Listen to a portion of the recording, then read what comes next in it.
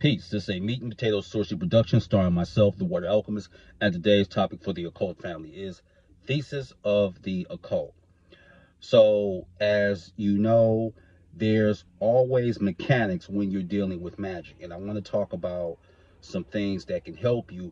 But as I've always said in previous videos, life on this earthly plane is a comic book.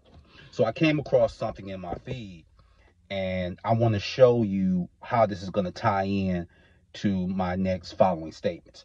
So, for those that don't know, Reed Richards in the Marvel Universe is supposed to be the smartest man on Earth. IQ by Marvel Canon 267. And he is the leader of the Fantastic Four.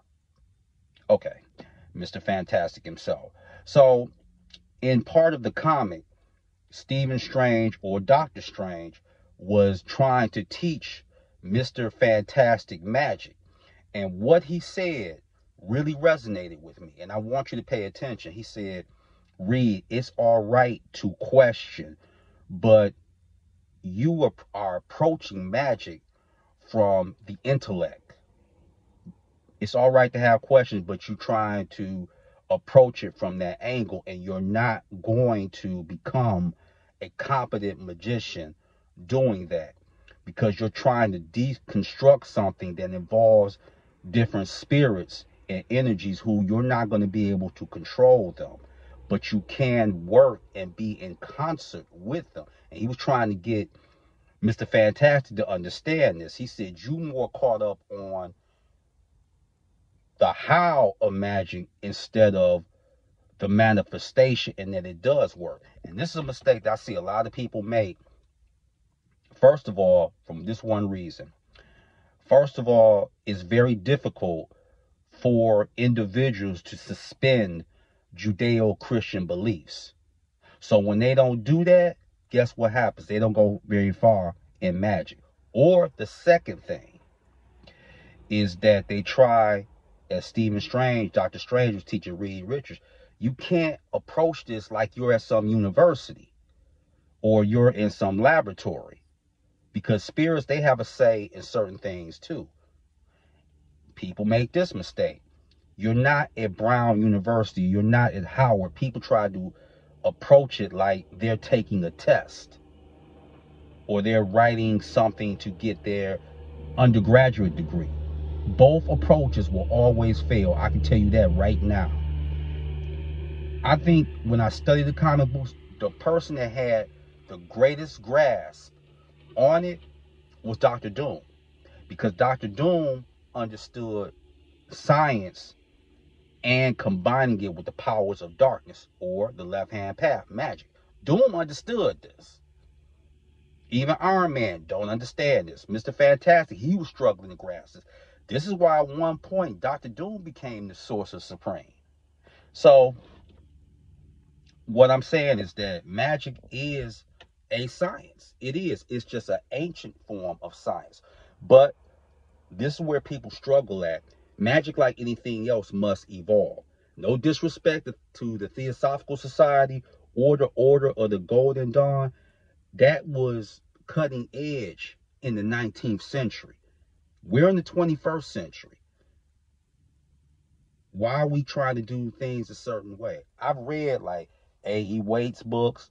I've read Transcendental Magic. I've already talked about that. I don't recommend nobody deal with old grimoires. How you going to excel in magic? Magic is based on what? Magic is based on self-accountability. And the whole thing is you want to master your mind and sharpen your will. If you do this, then what happens is that you will excel, because you're going to acquire gnosis that will help you make more intelligent decisions. And if you make more intelligent decisions, this will do what? It will transform everything around you. You will learn not only how to make money, but to keep money. You will find out how to be better skilled in your interpersonal and family relationships, how to bring the necessary people to help you on your journey. A lot of people go about this the wrong way. Oh, I want to be rich, or, I want to meet the man or the woman in my dreams. You should always ask for knowledge, because if you ask for knowledge or gnosis, that's going to take you a long way. And people think that religion doesn't have an impact. Oh, yes, it does.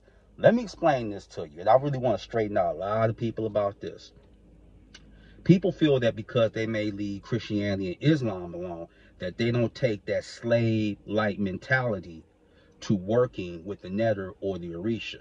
So I want to make this very crystal for a lot of people.